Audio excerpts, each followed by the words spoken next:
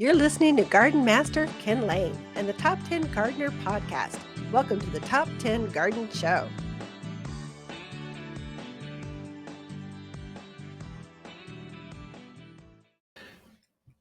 And we are back with Lisa Lain in the studio. She comes each week with your garden questions. Just what are your neighbors talking about? So she comes in and we'll just dive right in. But before we do that, we should share our earthquake story. Our earthquake story. Earthquakes. We survived an earthquake at 5:01 in the morning down in Cabo San Lucas. That was 2 weeks ago. We were down there kind of in the middle of the night. Boom. Actually, the building starts shaking, and then you just hear this gigantic pop, pop, boom, like a truck slamming into a building or something. So you heard it. You were awake. You felt it. I didn't. I thought you were lying, but you were. I was like, no, you're just dreaming it. And then we were hanging around with other people, and they're like, oh yeah, the earthquake. I was like, oh darn it. Yep, he was right again. That's our third. Let's see. I've been through the big one in California back in the 90s. 90s, yeah. We've been through a hurricane.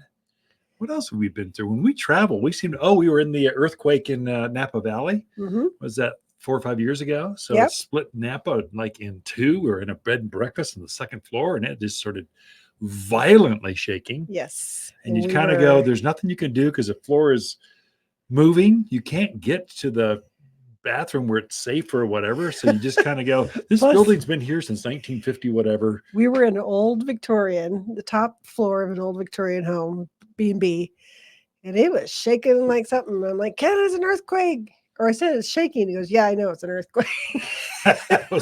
Like, do we get out of the building? It's like, put another quarter in, let it shake some more. It kind of feels pretty good if you're not trying to stand. Right. Yeah. Oh my gosh. Yeah, a few environmental, natural disasters. Why is that? It seems like we catch them. Is it because there's always earthquake and hurricanes in the summer, and that's when we're traveling, or why is that? I don't know. Disproportionate number of things. I don't know. Don't overthink it. Just enjoy the journey. It wasn't bad. The one in Cabo was pretty mild. Yeah. I mean, we've had here in Prescott, we've had some very mild earthquakes. Yeah.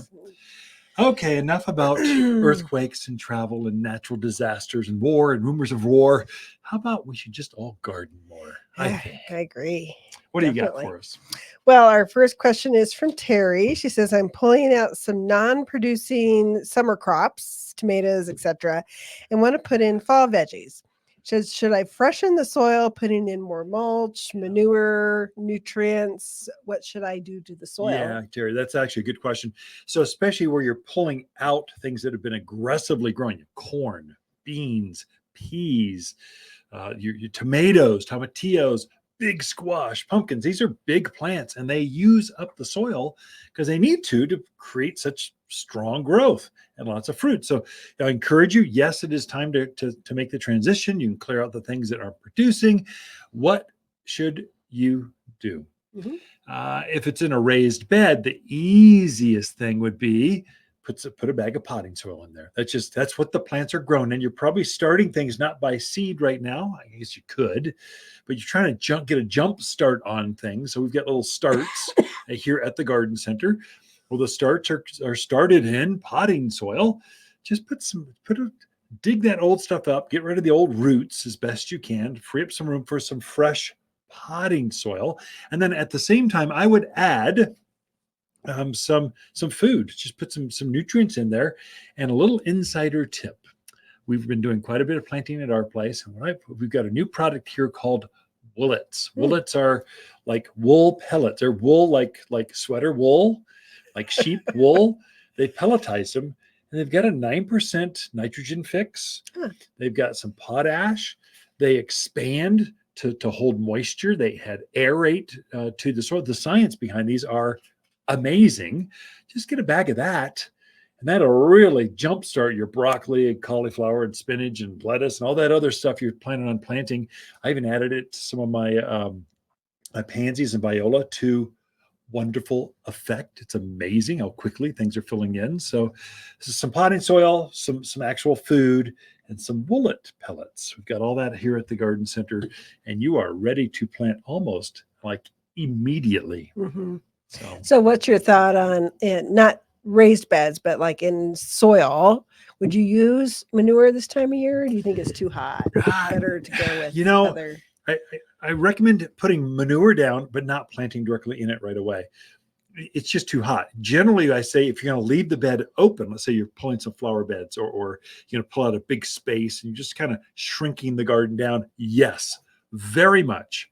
Add a 2 to 3 inch layer of manure in that space, but then let it set. Mhm. Because Terry wanted to pull out tomatoes and Right. put new things in, Better kind of to went, yeah, better safe Yeah. than sorry. Potting soil Mhm. is definitely a better way to go, where you can just, like, in the same day, get your broccoli, get some cauliflower, pull the plants out, add some potting soil, Willetts, and some food. Boom, pot them right in, water it in, and watch them grow just like Okay. that. You'll be harvesting through the end of the year. Kale through the entire winter. yeah. Kale's a weed. Definitely. All right. Next question is from Chris. Says he picked all the fruit from his peaches and nectarines. He wants to know if he can prune them back now, or is it best to wait until February? Yeah, Chris, probably better to wait. Now, with that being said, you can prune 10% of the foliage mass whenever you want. So if it needs a haircut, or it's trying to poke in the eye or something, prune it, get it out of the way. But that major pruning is done in midwinter. And the reason this is, Chris, there's bugs out right now. There's disease. There's things floating around. If you make a cut, the sap of those, especially pitted fruits, it's really sweet and very attractive to pack rats and beetles and aphids and everything else. But in midwinter, the sap's not flowing. You don't have to do any special care for the wound. After you made that cut, it's just safer to do that major. I really got to cut this thing back. Usually January, February, March. It's a big window. Enjoy the holidays, then go after, because I love your ambition, but kind of hold back, and kind of it might be a little too soon. Yeah. Okay, our next question, but before I ask it, I have to know, where have you been? You have spider webs on your hat that are like oh my gosh. so Look at distracting. that. Yeah. I don't know where I've been. I've been helping Eric hang lights up for the Grapes for Okay. Good parties. We're getting ready for this big fundraiser on the 29th. And Okay. so we've been in boxes and pulling things out, hanging up, because it's an after hour party and it gets Right. a little dark. So we're trying to go, how do we make this safer for 400 guests here at the garden Yeah. center? All I kept seeing is this spider web on your hat. Okay, so minor distraction there. We'll move on. Our next question is from Tom. He has a small pinyon pine about 2 foot tall growing next to an established spruce tree.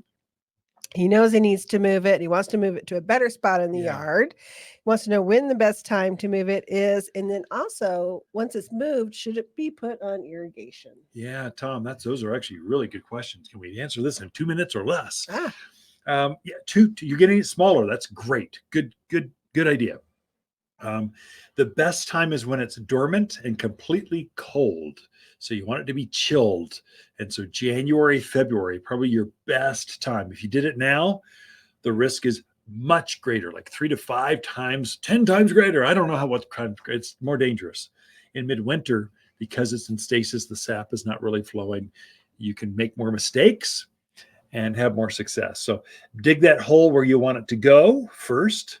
Then you get as much of the root. It seems like a little 2-footer would be fine, but get as much of the soil as you can physically lift, because those tap roots go, you never know where. Then move it over to keep it exposed as short a time as you can, not because it's cold in January, but because the air is dry. So you want to move it, put it over there, plant it. We've got a planting guide that would help you, Tom. Come get that. You'll need 3 things when you transplant it: some mulch. So you're trying to control the drainage, basically. These are such dry, drought hardy plants. Mulch helps it to aerate, kind of stuff.